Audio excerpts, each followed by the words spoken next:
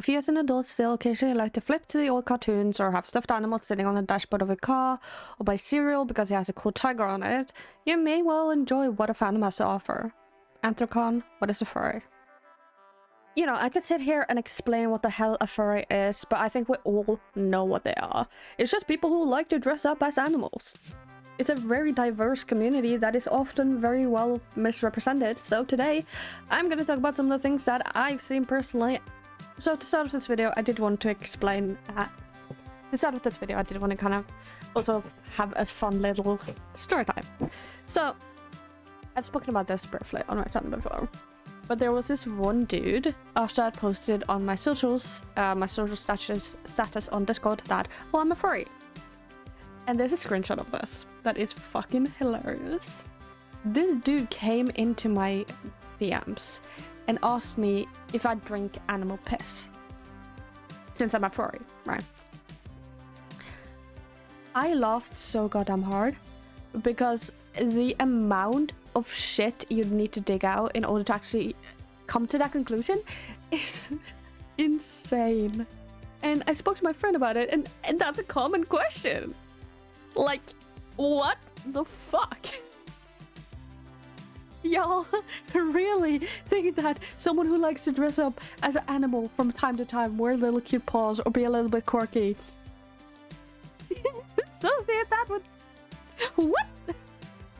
So that story time, it just, I blocked it, dude, and it was hilarious. It made a good video. It was fucking hilarious. There's a lot of people who seem to misunderstand the concept of furries and think they are inherently sexual. But that's not really what it is. Being a furry is tied to being interested in anthropomorphic pictures, drawings, having a persona, expressing yourself in those kind of ways. And yes, there are links to more sexual activities, but that isn't in the adult space and has never been a part of the minor space, because it's different spaces. And again, furry is an umbrella term for a big community that is very diverse. One which is Etherean, but I'm gonna use a general term of furries during this video to just, you know, make sure that everyone's on the same page. Another misconception I heard of is a litter box incident. Now, there was an article, I can probably pull it up, where there was, I don't even know if it was real or not, but like people kept talking about litter boxes in schools for furries, which is the weirdest fucking thing in the world, and I do not think that was real. I just want to add that there's an article about a thing, and a person who studied furries for 15 years who quoted, having studied more than 30,000 furries over the past 15 years, we haven't encountered a single case of a furry who insisted on using a litter box. Getting onto another misconception is that a lot of furries are quote unquote, I'll put the word on screen right now cause yeah. No. It's a big misconception, and the reason why it is the beauty of the internet. Now, I'm going to try and be sensitive about this topic, but if you want to know more about it, there's a billion people who's probably covered what a zoophile is and etc. But it is someone who's attracted to animals in a sexual way. And a lot of people assume that because you want to dress like an animal, you want to with an animal.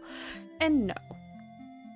Actually, most, if not all, I do not know if all of the community, because I am generally speaking for the people I met, etc., and what the general stance has been, do not condone or consent with zoophiles. We don't want to be labeled alongside them. Zoophiles, I just realized I'm saying the word. Most of the community do not want to be a part of that. And I myself could never imagine hurting another animal. Animals do not consent.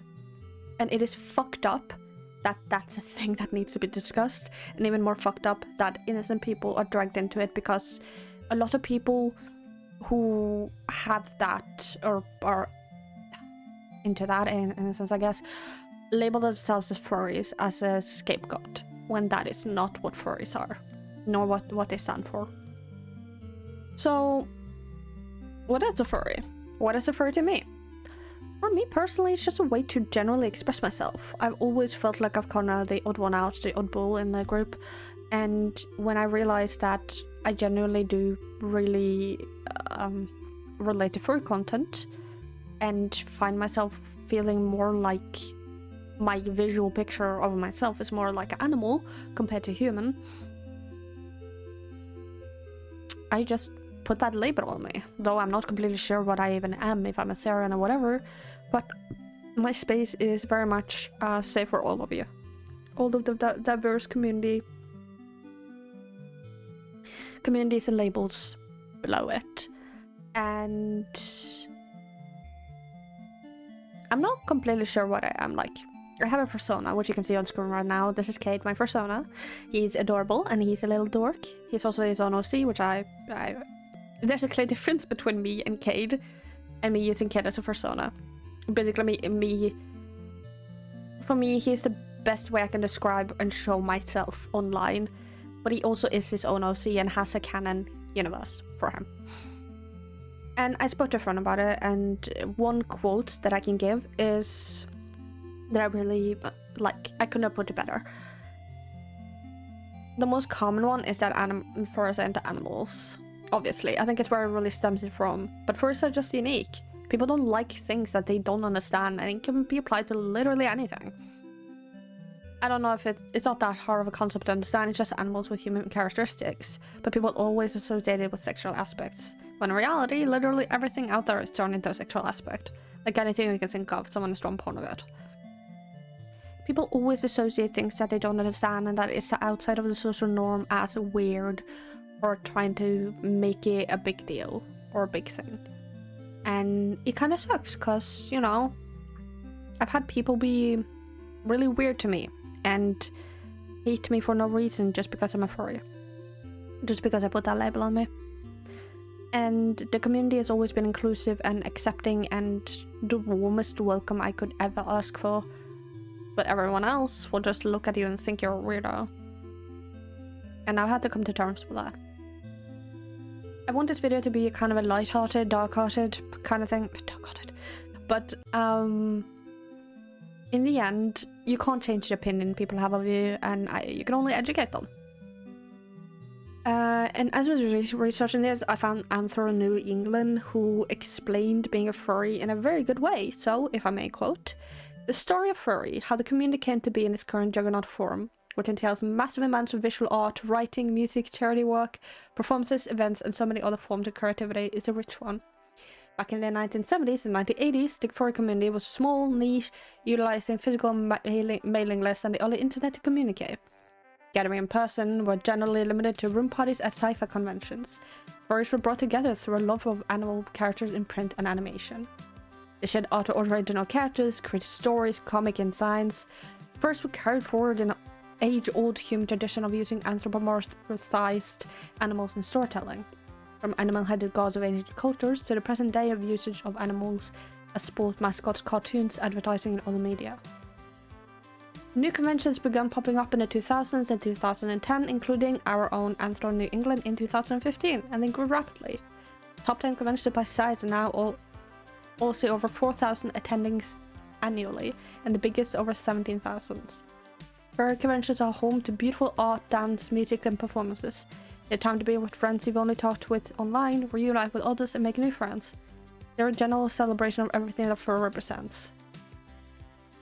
I think it's a good way to kind of explain a little bit more about it, but if all those fancy words didn't, you know, entice you, I hope that you will take away that furs are just people. We have a hobby. We are quirky. We are a little bit silly. But being a furry has nothing to do with the harm that people have done. And those who label themselves as such, and by example zoophiles, use it as a scapegoat and don't think of everything that it'll tell people about the general fur community. If you enjoyed this video and if you want to know more about the furries and even a second video or more, let me know down in the comments below. This video was a little bit rushed because I didn't really know where to start with it or end with it, where to put it really. It's a really weird, big topic that I don't know if I can cover fully. So I did my best. If you guys want a second video, or if you guys want me to talk about other topics, let me know down in the comments down below. And yeah, I'll see you guys later.